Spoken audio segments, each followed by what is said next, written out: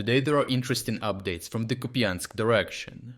Here, Ukraine's counteroffensive around Kupiansk is entering a new phase, with pressure building on Russian positions in and around the town.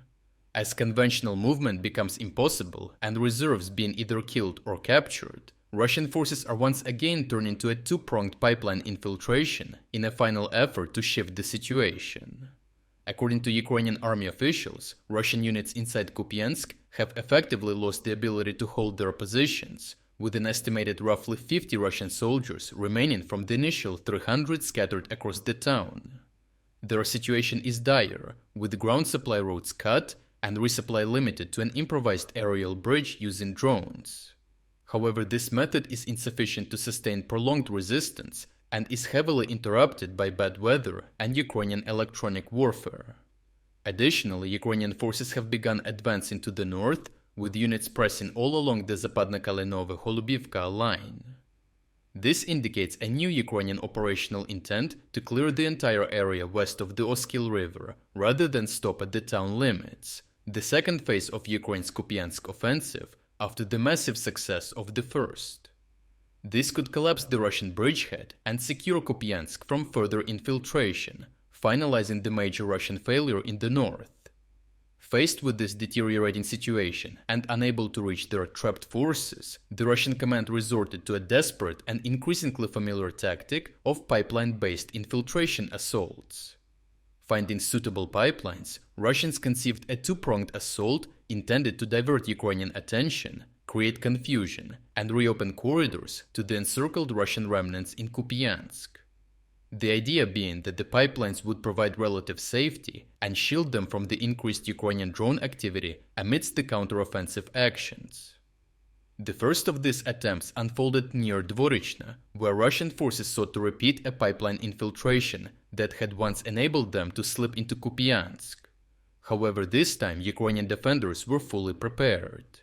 Roughly between 50 and 60 Russian soldiers advanced through a gas pipeline toward Ukrainian positions, but their movement was detected well in advance by Ukrainian drone reconnaissance due to the amount of Ukrainian artillery and drone units on standby for the counteroffensive.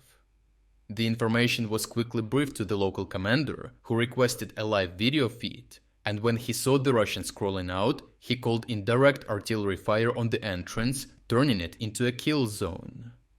Any Russian slipping through the artillery fire was then targeted by drone-dropped munitions and FPV drones and destroyed, without a single enemy soldier breaking through. A second, equally suicidal attempt followed near the Oskil River, south of Kupiansk, as the Russians had the objective to widen the so-called Pishene funnel on the river's eastern bank.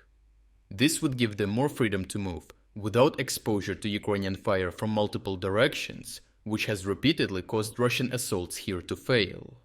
Here as well, Russian troops crawled through an empty gas pipeline, this time using two separate exits in hopes of increasing survival chances. As artillery fire was prioritized to the north, the Ukrainian 77th Airmobile Brigade detected the enemy movement at multiple emergence points and responded with bomber drones. Unfortunately for the Russians, thermal-equipped Ukrainian drones tracked all fleeing survivors, who were then hunted down by FPV drones. In total, around 40 Russian soldiers who had crawled out of the pipes in the south ended up dead, with no survivors. After the failure of these pipe assaults, the collapse of Russian positions west of the Oskil is now inevitable, as the Russian command lacks the reserves for another breakout attempt.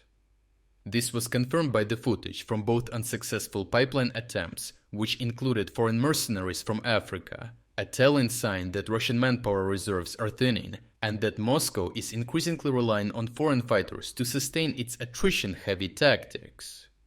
Overall, Ukraine's success in anticipating and crushing the Russian pipeline infiltrations underscores the high level of coordination and active intelligence, keeping the second phase of the Ukrainian counteroffensive secure. With Russian reserves dwindling, Ukrainian forces are now poised to advance even further north of Kupiansk, pushing the Russians back into the river. If successful, this will not only secure Kupiansk from renewed assaults, but also mark a second decisive defeat for Russia in the sector, who would be unable to mount any sort of organized response. Lastly, New Year is in just one day. So take advantage of our massive 60% New Year discount to unlock full access to our interactive map and exclusive strategic updates. Starting from just $3.99, you will gain access to the uncensored combat footage that we use in every report, as well as all significant events analysis that go far beyond what we can include in our short daily videos. Thirdly, you will unlock our Timeline Builder tool, the world's first artificial intelligence-powered system designed to connect the dots between the news in real time. Fourth, and most importantly, you will unlock our advanced news analysis tools, giving you comprehensive insights into the news cycle, detailed story sentiment breakdowns, and trend analysis to reveal the most important themes and events. And last but not least, you will gain access to all our exclusive strategic updates about the war in Ukraine. If you wanted to support our efforts but haven't had the chance, now is the perfect time to jump in and make a real difference. So check out the link in the description to become an exclusive member of our community. I truly appreciate everyone who stepped up to join us. Your support means the world to us.